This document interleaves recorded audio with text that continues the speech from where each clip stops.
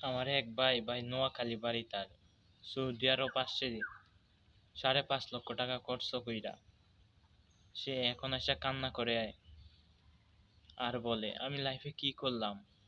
লেখাপড়া করলো কইরা ভাই কিছুই করলো না। 2-3 জায়গায় চাকরির জন্য অ্যাপ্লাই করলো, চাকরিও হলো না। অবশেষে সৌদি আরব আসলো। সৌদি আরব আইসা 17,000 টাকা না বেতনে চাকরি করে। বাংলাদেশ কি ভাই এত চোর বাটপার? যোগ্যতা মানুষের কোনো মূল্য নাই, অযোগ্য মানুষের মূল্য বেশি বাংলাদেশে।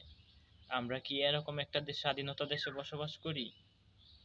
আজকে যার টাকা আছে তার সবই আছে ভাই, টাকা নাই তার কিচ্ছু নাই। কি একটা আজব দেশ ভাই! গুম, মারামারি, চাঁদাবাজি, ইফটিজিং, ধর্ষণ আছেই ভাই প্রতিদিন। কি এক দেশ! কি আর বলবো এই বাংলাদেশের কথা নিয়ে। আজকে সার্টিফিকেট বিজায়া পানি খাই পানি।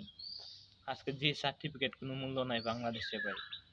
আজকে লেখাপড়া করো 15 বছর, 20 বছর, 10 বছর, যতটুকু পারো ভাই।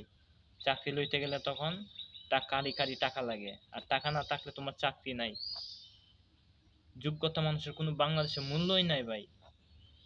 আর এখন বর্তমান বাংলাদেশে যারা হক কথা বলে তারা হয় জঙ্গিবাদী, যারা মনে করেন দেশের টাকা পাচার করে তারা হয় রাজনীতিবিদ, তারা হয় বুদ্ধিমান। কি আজব ভাই! মানুষের মাথার মাঝে এখন কিচ্ছু নাই।